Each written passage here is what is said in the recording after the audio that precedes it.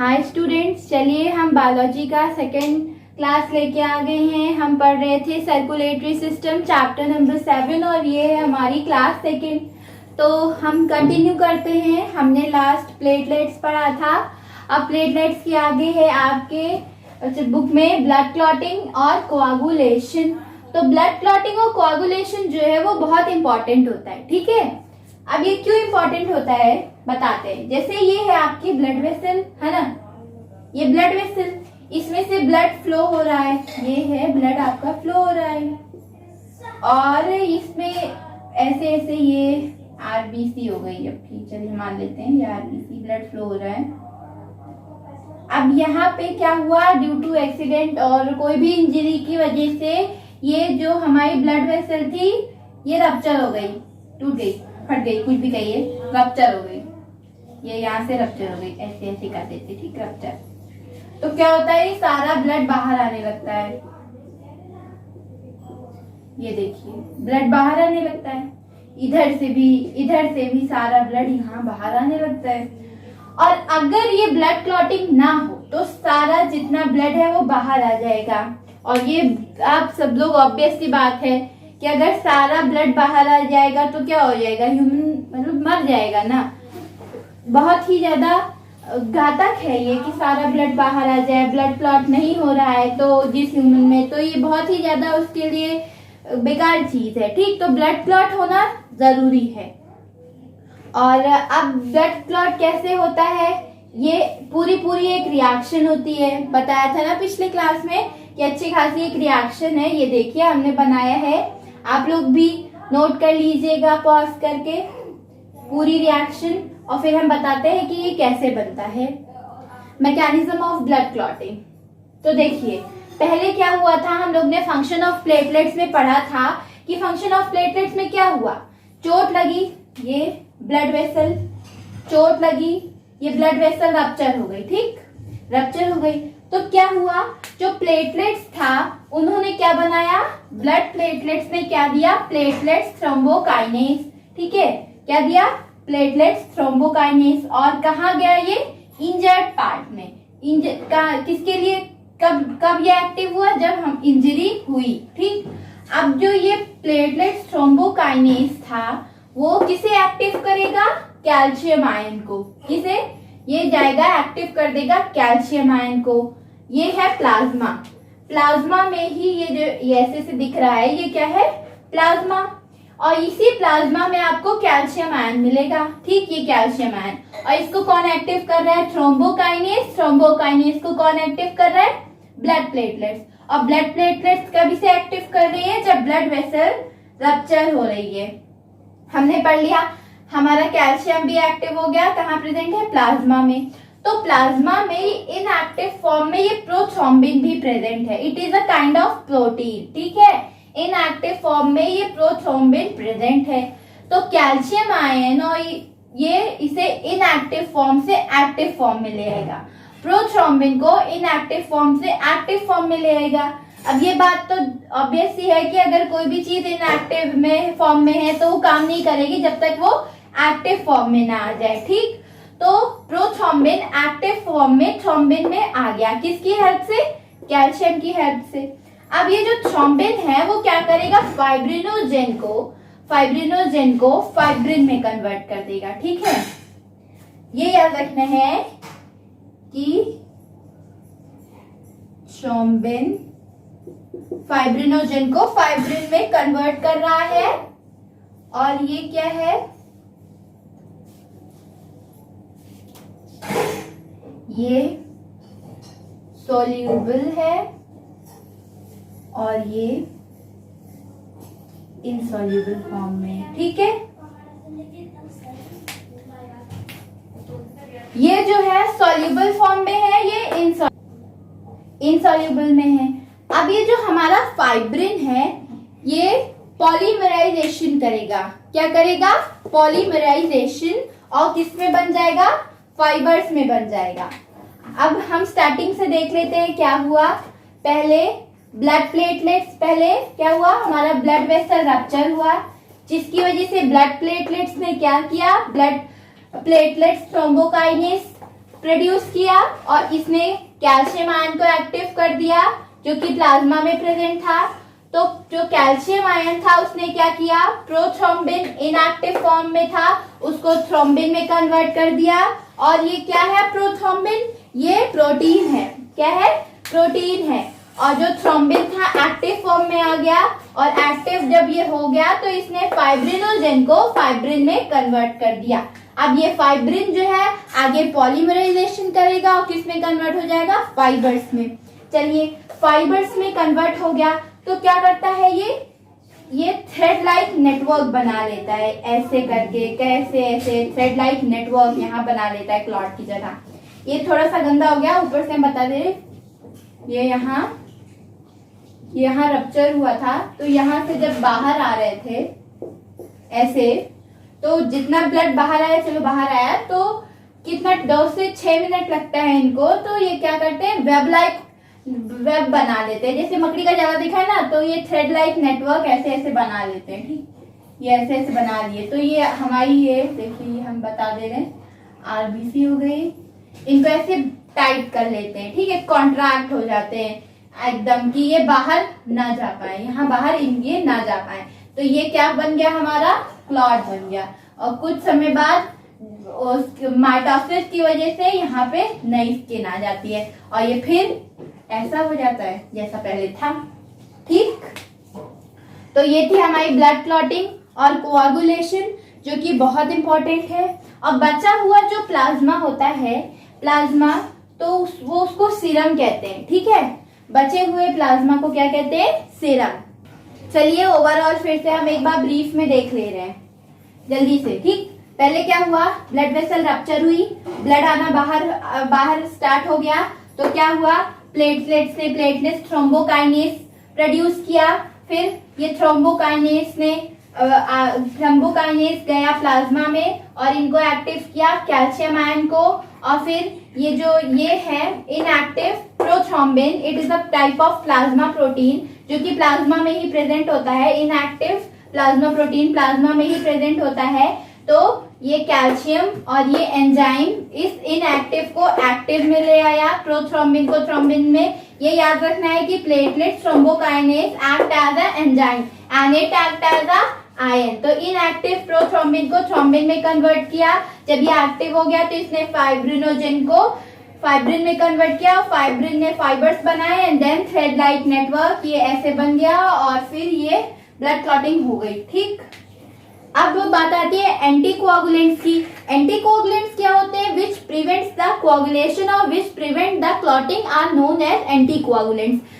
Anticoagulants में है heparin. Heparin जो होता है ह्यूमंस में भी पाया जाता है और in the saliva of the leech, they are found in humans blood और सलाइवा ऑफ द लीच। अब ये आपकी बुक में क्वेश्चन है, Why does blood not clot within blood vessel? अगर हेपारिन हमारे ब्लड वेसल में प्रेजेंट है तो ब्लड क्यों नहीं क्लॉट होता?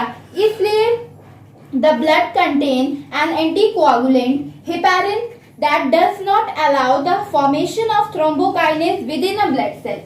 अब देखिए थ्रोम्बोकाइनेस कब बन रहा है, जब आपको चोट लग रही है ना। तो जब थ्रोम्बोकाइनेस नहीं बनेगा, इट एक्ट एज एंजाइम, तो ये कैल्शियम भी नहीं एक्टिव होगा और ये सब नहीं होगा तो ये प्रोथ्रोम्बिन थ्रोम्बिन ये सब कुछ होगा ही नहीं। हेपारिन है लेकिन जब तक चोट नहीं लगती तब तक थ्रोम्बोकाइनेस नहीं बनता और तब तक ये पूरी प्रोसेस नहीं होती है। और बचा जब ये इनएक्टिव प्लाज्मा प्रोटीन है प्रोथ्रोम्बिन, इनएक्टिव प्लाज्मा प्रोटीन, और जितना बचा हुआ प्रोटीन वो प्लाज्मा होता है उसको सीरम कहते हैं। ठीक, अब बात आती है आपकी ब्लड ट्रांसफ्यूजन और ब्लड ग्रुप की। ये है blood transfusion and blood group. इससे पहले आपको एक और चीज बता दें कि हम लोग ने फर्स्ट चैप्टर में पढ़ा था ना, वो एक डिसीज कौन सी थी, haemophilia, in which blood do not clot, है ना। तो ये क्यों होता है, ये एक जेनेटिक डिसऑर्डर है, मतलब जीन से मिलता है। इसमें क्या होता है, ब्लड डू नॉट क्लॉट, कोई मतलब किसी चीज की डेफिशिएंसी होती है, या तो थ्रोम्बिन प्रोथ्रोम्बिन किसी चीज की डेफिशिएंसी होगी। चलिए चैप्टर नंबर, अब बात आती है blood transfusion and blood group की।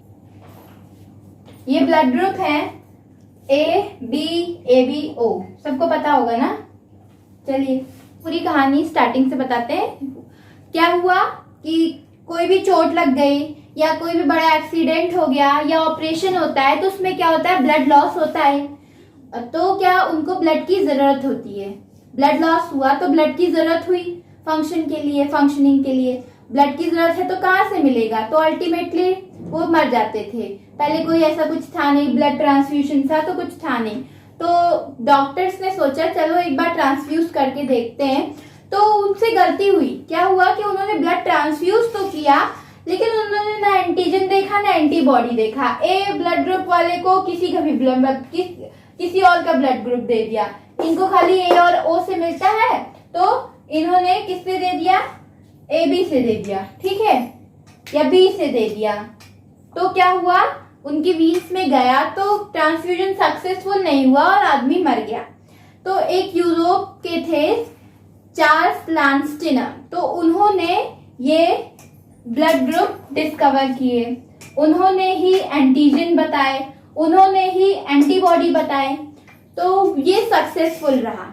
उन्होंने क्या बताया था, 2 तरह की एंटीजन और 2 तरह की एंटीबॉडी। ये तीसरा वाला उन्होंने नहीं बताया था, तीसरा वाला बाद में आया उनके बाद। उन्होंने सिर्फ चौथा उन्होंने बाद में बताया था। उन्होंने 2 तरह के बताए, ए और बी और ए बी। तो क्या होता है, जैसे ये आपकी आरबीसी हो गई, ये क्या हो गई आरबीसी। मान लीजिए इस पे एंटीजन प्रेजेंट होता है, ठीक है, एंटीजन ए। अब कहेंगे आप एंटीजन तो फॉरेन सब्सटेंस होता है, फिर एंटीबॉडी बना के मार क्यों नहीं देते। तो एंटीबॉडी क्रॉस प्रेजेंट होता है। ये देखिए, अगर एंटीजन ए प्रेजेंट है तो एंटीबॉडी क्या प्रेजेंट है, बी प्रेजेंट है।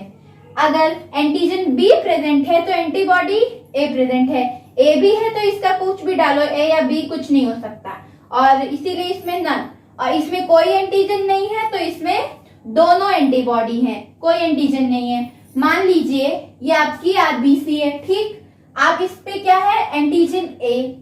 अगर एंटीबॉडी भी ए होता तो दोनों में क्या होती है, ये इसको क्या समझता, कोई फॉरेनर एंटीबॉडी एंटीजन को, और इसे डिस्ट्रॉय कर देता, ठीक है। ये ना हो, ये चीज ना हो, इसीलिए एंटीजन ए के साथ एंटीबॉडी बी। समझ में आया ना कि ये एंटीजन ए के साथ एंटीबॉडी बी क्यों है।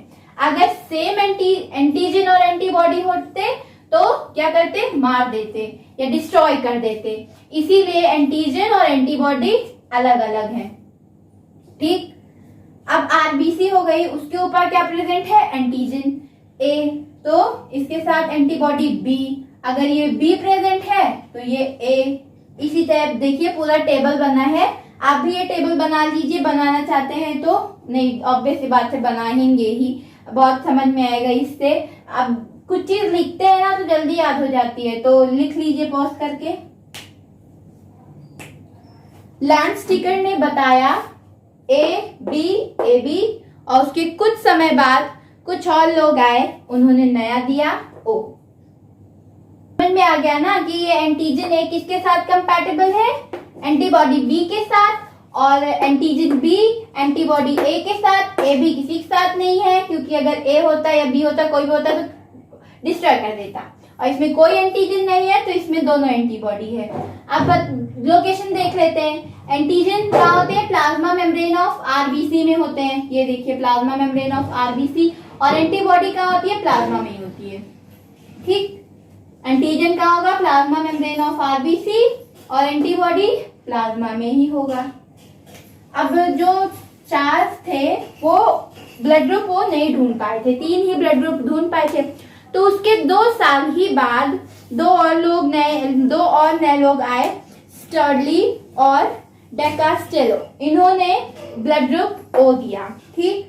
और ये ब्लड ग्रुप ओ दिया, तब से ही 1 2 3 4 ब्लड ग्रुप हैं। ये टेबल में देखिए कि ब्लड ग्रुप ए जिसका एंटीजन ए है, एंटीबॉडी बी है, तो ये किसको ब्लड डोनेट कर सकते हैं, ए एंड ए बी को, ए एंड ए बी को। और किससे ले सकते हैं, ए एंड ओ से। किससे ले सकते हैं, ए एंड ओ से। ब्लड ग्रुप बी है तो ये इनका एंटीजन बी, एंटीबॉडी ए किसे डोनेट कर सकते हैं? बी और ए बी को। ठीक, बी और ए बी को किससे रिसीव करते हैं? बी और ओ से।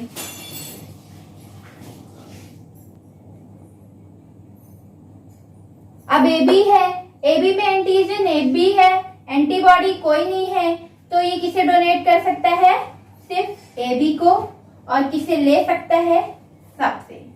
यूनिवर्सल रेसिपिएंट, देने में सिर्फ एक लोग को और लेने में किसी से भी ले सकता है। क्यों? क्योंकि इसके पास कोई एंटीबॉडी नहीं है, कोई नहीं एंटीबॉडी है।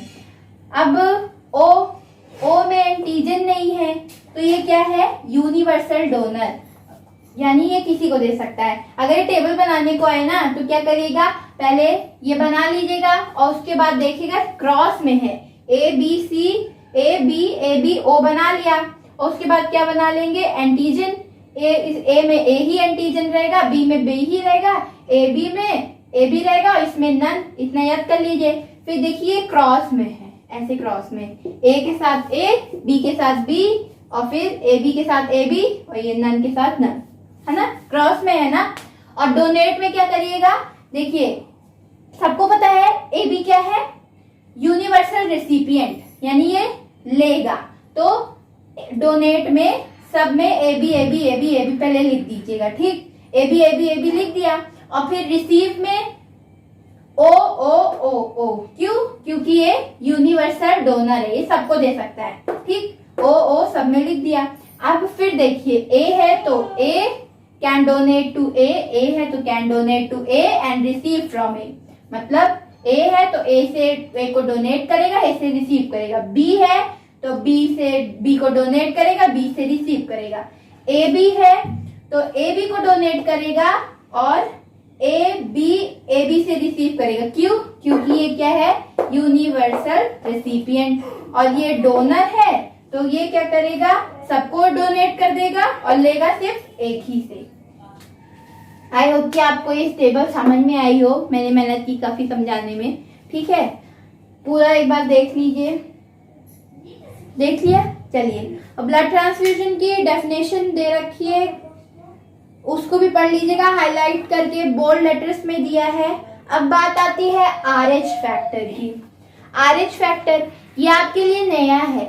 RH फैक्टर जो था वो किसमें सबसे पहले पाया गया था? रीजेस मंकी में। ठीक है, रीजेस मंकी, तो उसी के नाम से ये पड़ा है RH फैक्टर।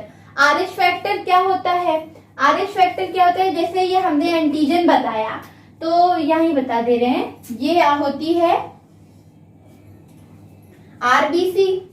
तो जैसे इस पे ये एंटीजन A या एंटीजन B प्रेजेंट होता है, वैसे ही RH प्रेजेंट होता है। ठीक है, RH प्रेजेंट होता है एज एंटीजन। ठीक है, RH फैक्टर कहते हैं। क्या कहते हैं? RH factor. अब जिनके अंदर ये RH होता है उनको क्या कहते हैं? RH positive. और जिनके अंदर ये RH नहीं होता उनको क्या कहते हैं? RH negative. अब इससे होता क्या है? जैसे कि कोई आदमी है, RH निगेटिव आदमी है। ठीक है, मैन ले लिया है, ये मैन है, ये क्या है? RH निगेटिव है। इसका एक्सीडेंट हो गया या ऑपरेशन हुआ तो इसको ब्लड की जरूरत है। ठीक, ब्लड की जरूरत है, तो क्या इसको ब्लड मिला। मानिए इनका ब्लड ग्रुप A था और इनको ब्लड ग्रुप A ही वाले ने ब्लड दिया, लेकिन ये जो था ये RH पॉजिटिव था। ये क्या था? RH पॉजिटिव था। तो जो RH पॉजिटिव लोग होते हैं उनके अंदर ये RH क्या था? पॉजिटिव था। ये RH पॉजिटिव था। तो जो RH पॉजिटिव लोग होते हैं इनके अंदर RH एंटीबॉडी भी होती है, लेकिन इनके अंदर नहीं थी। जब इनका ब्लड इनके अंदर गया तो इनके अंदर भी क्या आ गया? RH आ गया। तो इन्होंने भी क्या बनाया? एंटीजन बनाया RH। चलो पहली बार में तो बन गया, पहली बार में तो सक्सेसफुल हो गया, लेकिन रिपीटेडली अगर ये बार बार हो तो रिएक्शन होते हैं, केमिकल रिएक्शन, जो कि बहुत ही नुकसानदायी होते हैं, बहुत ही घातक होते हैं, फेटल। तो इसकी वजह से इसकी डेथ भी हो सकती है। ठीक है, बहुत ही नुकसानदायी हो सकते हैं। Repeated transfusion, due to repeated transfusion, blood transfusion एक बार हुआ, चलो एंटीजन बन गया, इसका एंटीबॉडी बना ली, एंटीजन गया आरएच, एंटीबॉडी बना ली। फिर उसके बाद अगर रिपीटेड ट्रांसफ्यूजन हो रहा है तो केमिकल रिएक्शन की वजह से ये इसके अंदर लोचा हो जाएगा और मर भी सकता है। चलिए, आरएच फैक्टर कंप्लीट हो चुका। अब बात आती है द ह्यूमन हार्ट की। तो ये द ह्यूमन हार्ट, ऐसा कुछ हमने डायग्राम बनाया है, समझ में आ रहा होगा थोड़ा थोड़ा ना, थोड़ा थोड़ा समझ में आ रहा होगा, बता देंगे तो पूरा पूरा समझ में आएगा। क्या है ह्यूमन हार्ट, क्या है पहले तो बता देते हैं। ह्यूमन हार्ट जो है कलर से स्टार्ट करते हैं, रेडिश ब्राउन कलर है, ठीक, रेडिश ब्राउन कलर है और ये पंपिंग सेंटर है, ठीक, पंप भी करता है, कलेक्ट भी करता है। सारा ब्लड पंप की, पहले ब्लड पंप किया, फिर कलेक्ट किया, ऑक्सीजनेटेड ब्लड पंप किया और डीऑक्सीजनेटेड ब्लड कलेक्ट किया, ठीक है। अब बात आती है कैसा फिट है, कैसे है इसकी लोकेशन की। ये कहाँ है, चेस्ट में, मिडिल में है, ये नहीं कि लेफ्ट है कि राइट है, मिडिल में है, मिडिल ऑफ द चेस्ट। हाँ, कहते हैं कि लेफ्ट साइड ज्यादा महसूस होता है, अभी बताएंगे क्यों होता है, बता दे रहे हैं। ये वाला जो साइड होता है, अपर वाला साइड, इसे कहते हैं बेस, इसे कहते हैं बेस, और ये जो नीचे वाली साइड होती है इसे कहते हैं अपेक्स, ठीक, ठीक है। ये बेस है और ये अपेक्स है। तो ये जो नीचे वाला पार्ट है ये थोड़ा सा कोनिकल है और ये ब्रॉड है, टेपरिंग टुवर्ड द एंड, और ये ब्रॉड बेस। ह्यूमन हार्ट का ये टेपरिंग टुवर्ड एंड और ये ब्रॉड बेस।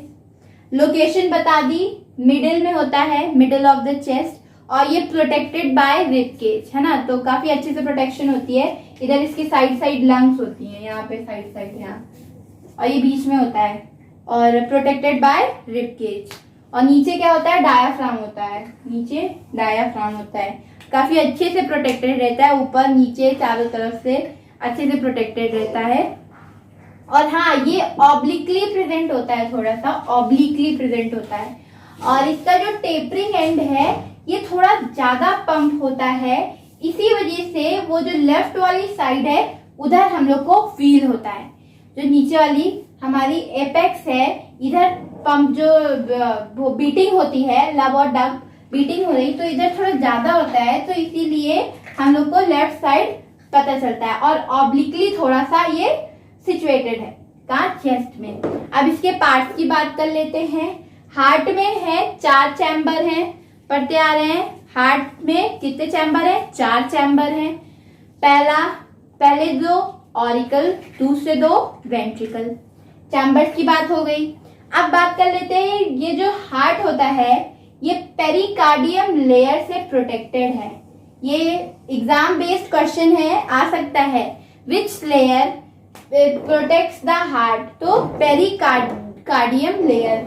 और इसके फंक्शन भी आपके बुक में दिए गए होंगे। पेरिकार्डियम लेयर जो इसको प्रोटेक्ट कर रही है, ऐसे इसके चारों तरफ है, सराउंडेड द हार्ट, ये क्या कर रही है, पहला काम इसे मॉइस्ट कर रही है। पेरिकार्डियल लेयर है तो कुछ ऐसा बना दे रहे हैं हम, ऐसे डॉटेड सा,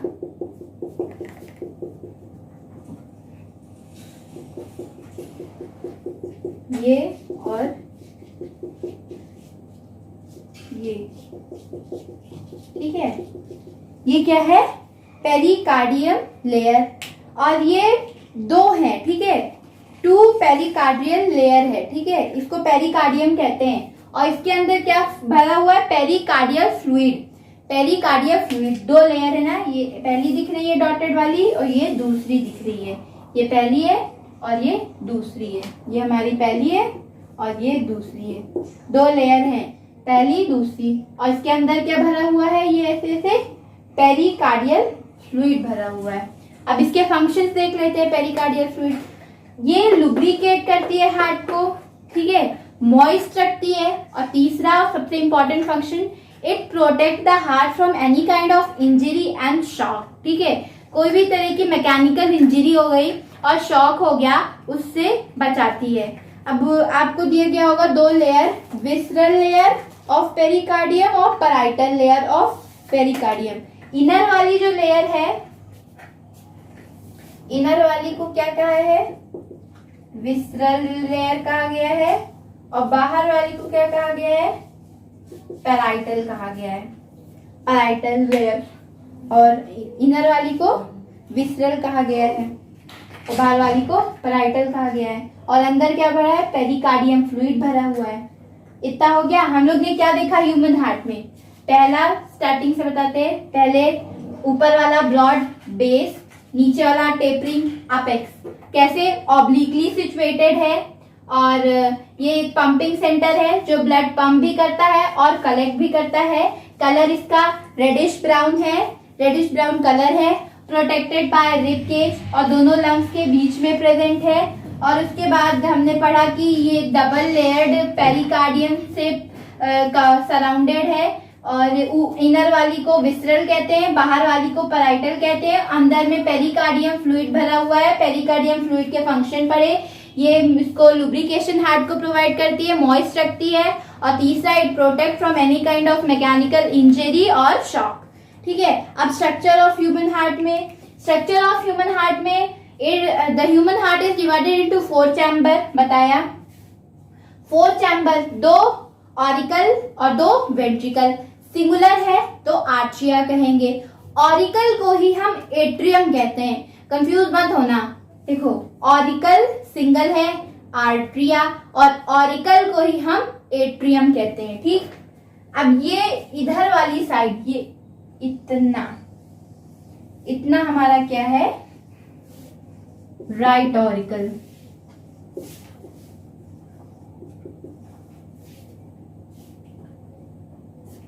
राइट ऑरिकल।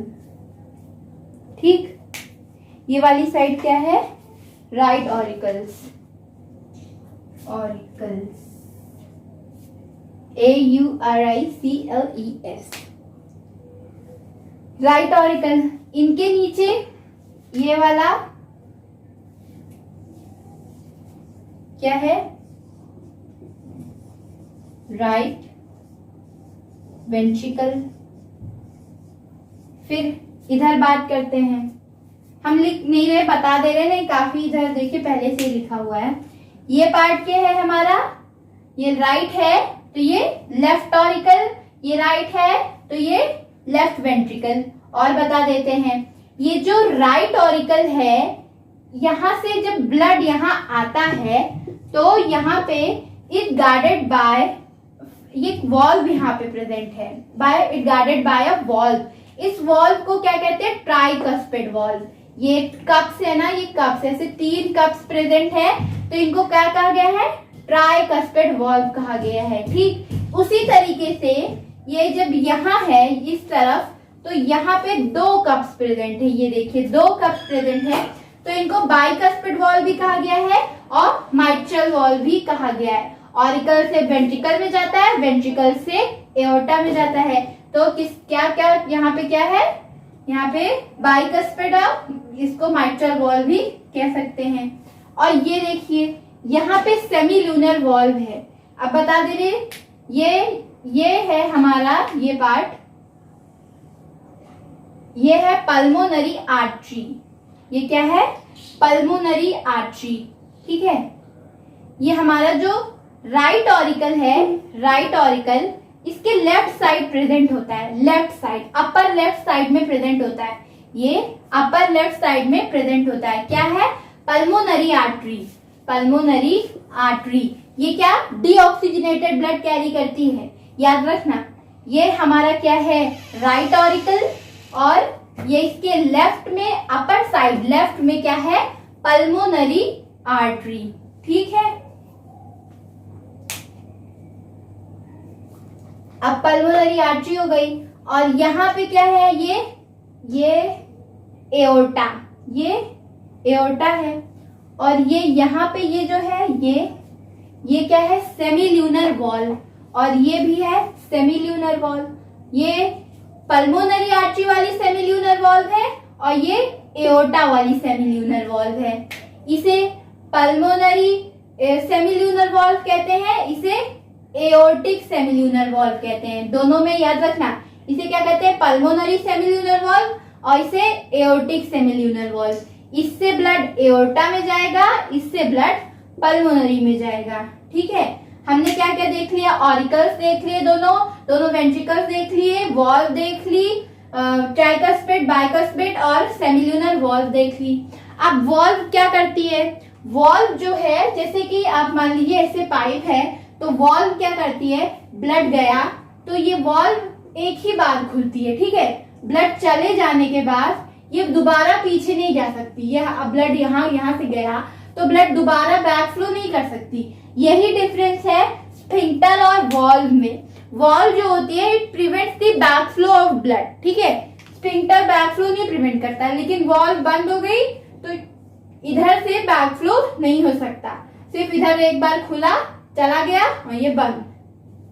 ठीक, आई होप कि आपको इधर ये स्ट्रक्चर समझ में आया होगा। फिर से बता दे रहे हैं, राइट ऑरिकल, राइट वेंट्रिकल, फिर लेफ्ट ऑरिकल, लेफ्ट वेंट्रिकल, ये एओर्टा, इसके राइट ऑरिकल के upper left side pulmonary artery, फिर इसके यहाँ पे देखिए ये है सेमिल्यूनर वॉल्व, इसको क्या कहेंगे, पल्मोनरी सेमिल्यूनर वॉल्व, और यहाँ पे एओर्टा वाली को क्या कहेंगे, एओर्टिक सेमिल्यूनर वॉल्व। और फिर ऑरिकल से वेंट्रिकल तक आते आते यहाँ पे ट्राइकस्पिड वॉल्व है और यहाँ पे भी वॉल्व है बाइकस्पिड या माइट्रल वॉल्व, बेस अपेक्स। चलिए, आई होप कि आप लोग को डायग्राम समझ में आया होगा।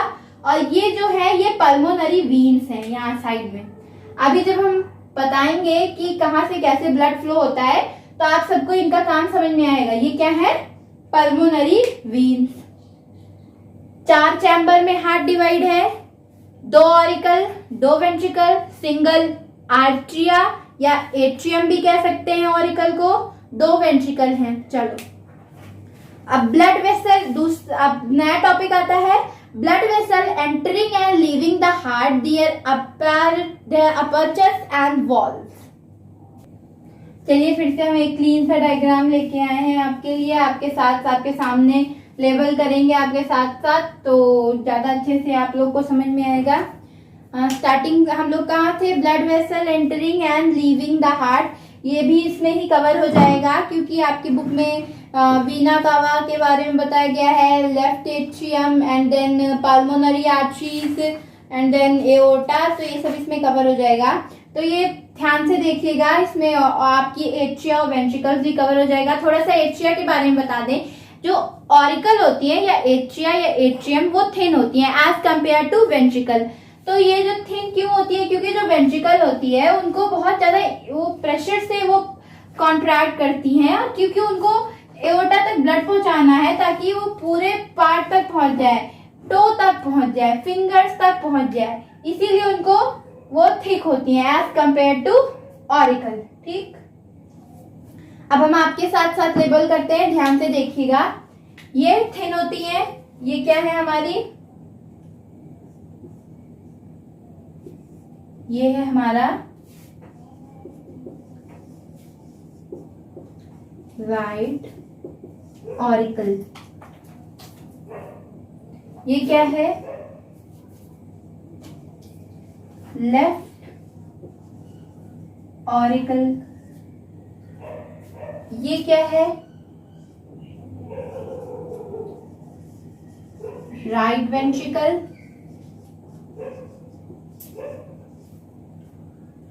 राइट वेंट्रिकल, और ये क्या है, लेफ्ट वेंट्रिकल।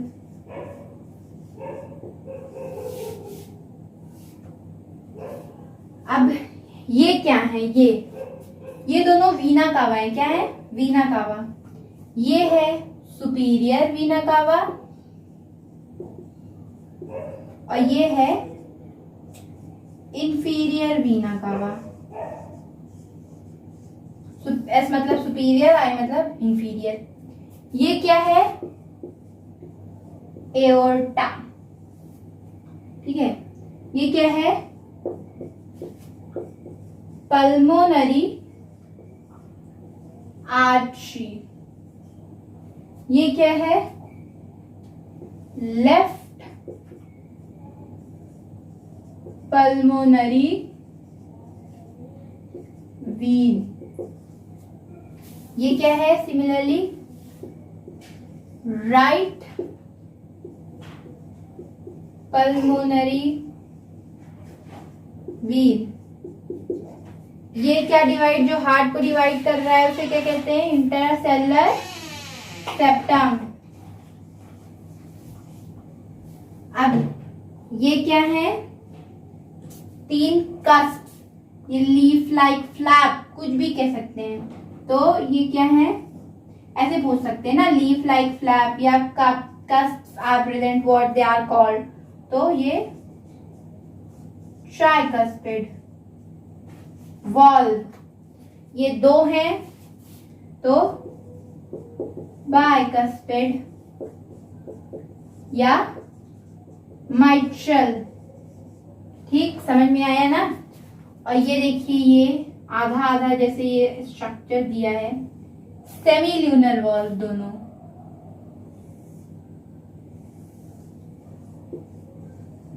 सेमील्यूनर वॉल्व, बस डिफरेंस इतना, ये पल्मोनरी सेमील्यूनर वॉल्व, जो ये पल्मोनरी आर्टरी की तरफ जा रही है, और ये जो एओर्टा की तरफ जा रही है वो एओर्टिक सेमील्यूनर वॉल्व। फिर से देख लीजिए एक बार पॉज करके डायग्राम।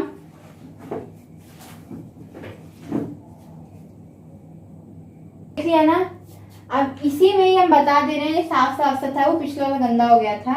यहाँ पे मस्कुलर प्रोजेक्शन है, ठीक, इसे क्या कहते हैं? Papillary muscles. लिख लीजिएगा, देखिए मेरे पास स्पेस नहीं है। ये क्या होता है? पैपिलरी मसल्स, ठीक है, पैपिलरी मसल्स। और व्हाइटिश थ्रेड लाइक स्ट्रक्चर भी होता है, where free margins are attached. ये फ्री मार्जिन्स जहाँ पे ये अटैच्ड हैं वहाँ व्हाइटिश थ्रेड लाइक स्ट्रक्चर होता है। कॉर्डे टेंडिनी, क्या कहते हैं? कॉर्डे टेंडिनी, ठीक है। ये पूरा हो गया आपका ह्यूमन हार्ट, इतना सारा। अब ये कैसे काम करता है, मतलब क्या होता है ये बताते हैं। शुरुआत से बताते हैं, कहाँ से?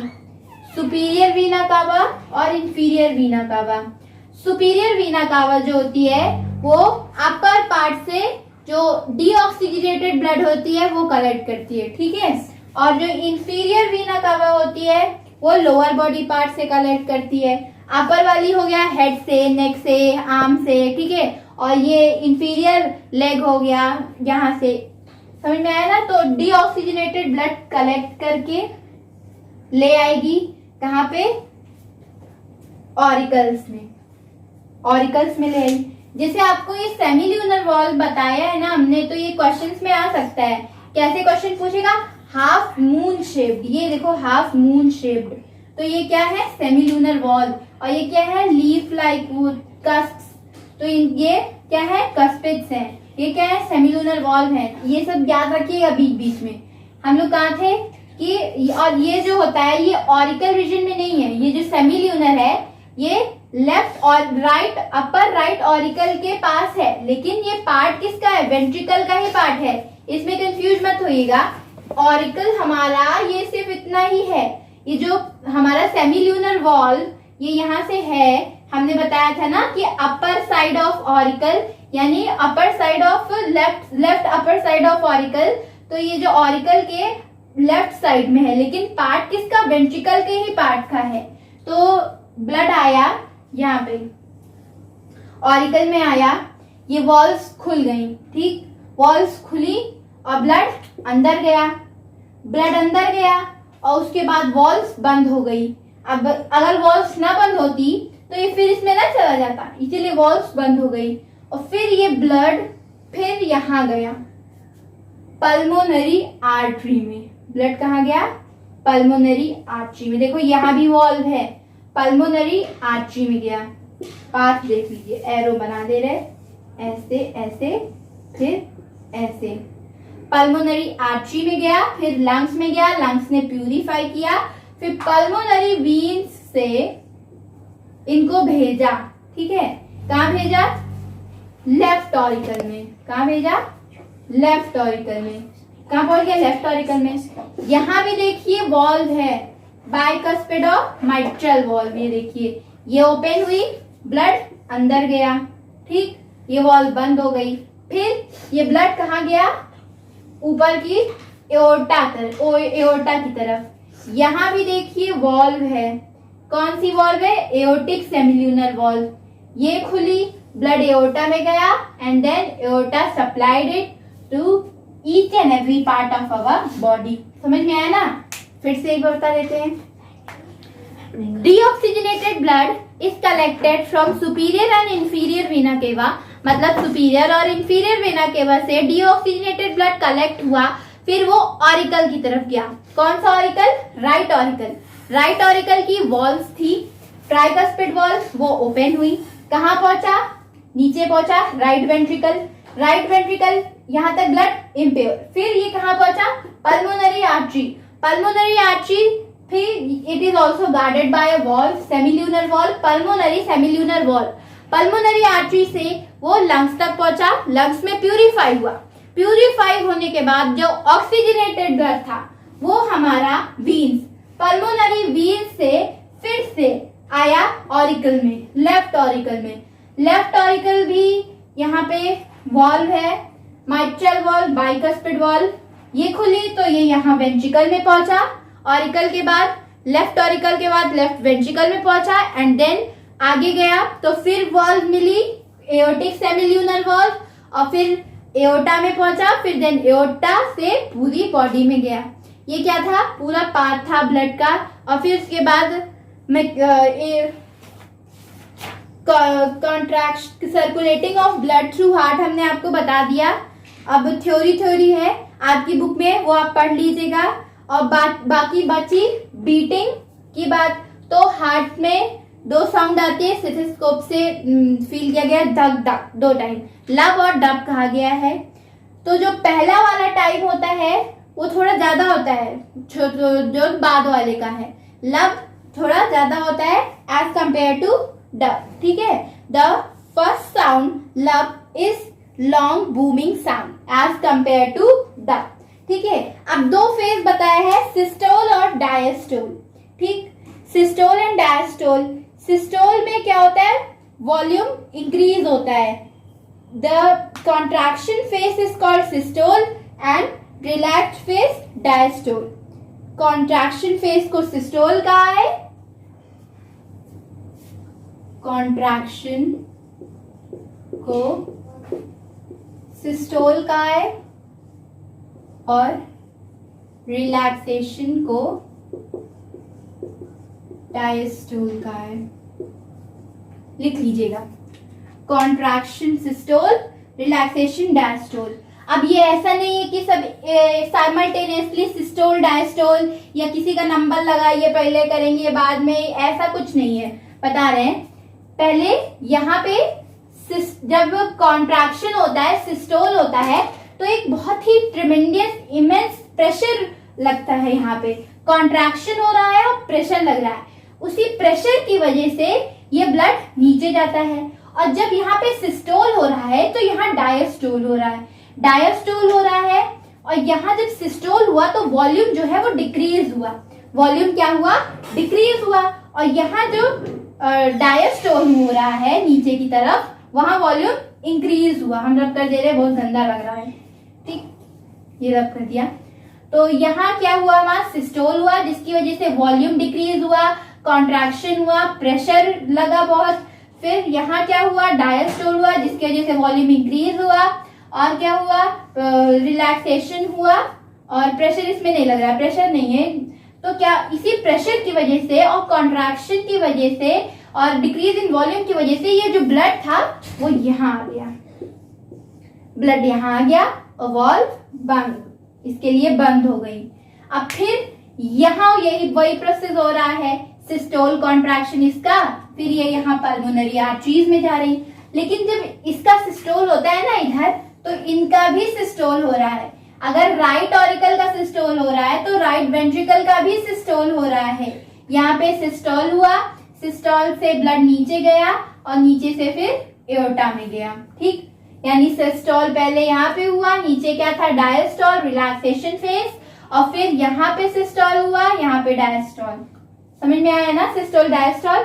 सिस्टोल मतलब रिलैक्सेशन फेज, डायस्टोल मतलब रिलैक्सेशन फेज, और सिस्टोल मतलब कॉन्ट्रैक्शन फेज। अब इतना ही था। सर्कुलेशन ऑफ ब्लड हमने आपको पूरा बताया, थ्योरी आपको बुक से पढ़ लेनी है। अब जो एओर्टा होता है, एओर्टा में बताया है कि कोरोनरी आर्टरी बहुत इंपॉर्टेंट है, arises from aorta. Coronary artery arises from aorta. And coronary artery क्यों इंपॉर्टेंट है? क्योंकि it supplies the blood to the heart. देखो ब्लड, हार्ट जो है वो काम कर रहा है, तो उसे भी तो ब्लड की जरूरत है ना। वो क्यों करेगा अगर उसको कोई एनर्जी कुछ नहीं मिलेगा? अगर ब्लड में जो एनर्जी होती है उसको नहीं मिलेगी तो वो काम कैसे करेगा?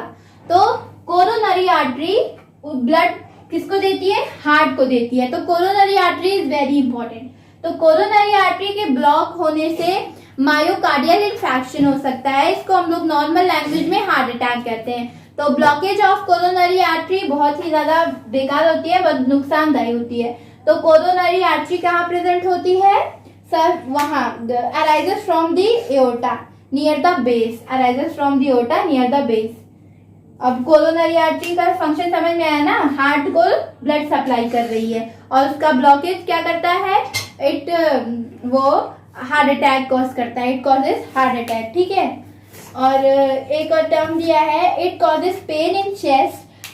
हार्ट अटैक के समय क्या होता है? Pain in chest. जिनको एक और टर्म दिया है एंजीना पेक्टोरिया। पेन को क्या दिया है? Angina pectoris. And the cardiac veins collect blood from the wall of the heart and pour it into the right auricle. पूरा देखिए हमने आपको समझा दिया कि कैसे हुआ, सारा प्रोसेस हुआ।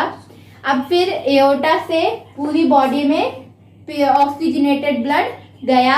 किससे पोर हुआ? किसने पंप किया? हार्ट ने पंप किया। फिर उसके बाद फिर जो डीऑक्सीजनेटेड ब्लड आएगा, फिर ये हार्ट उसे क्लीन वो ऑक्सीजन फिर लंग्स के बाद भेजेगा, फिर ये ऑक्सीजनेटेड ब्लड बन जाएगा, फिर एओर्टा के पास जाएगा, एओर्टा पूरी बॉडी में देगा। ये एक पूरा कंटिन्यूअस प्रोसेस है, चलता रहता है। हार्ट बीट करता रहता है ना, लब डब वो सिस्टोल और डायस्टोल होता रहता है। इतना लंबा प्रोसेस ये दिन भर होता रहता है। चलिए अब यही हम अपनी क्लास खत्म करते हैं। और अगर circulation of blood through heart में अगर कुछ रह गया होगा तो हम आपको नेक्स्ट क्लास में बता देंगे। और अगले क्लास से हम करेंगे अपना स्टार्ट नया टॉपिक डबल सर्कुलेशन। अगर आप थ्योरी नहीं पढ़ रहे हैं आगे की, जितना हमने पढ़ा है, तो आपको बिल्कुल नहीं समझ में आएगा। आपको सीधा सीधा बता दे रहे हैं, थ्योरी पढ़िएगा जरूर, नहीं तो कुछ समझ में नहीं आने वाला है। अच्छा चैप्टर है, टफ भी है, नई चीजें हैं, तो मन लगा के पढ़िएगा। Thank you.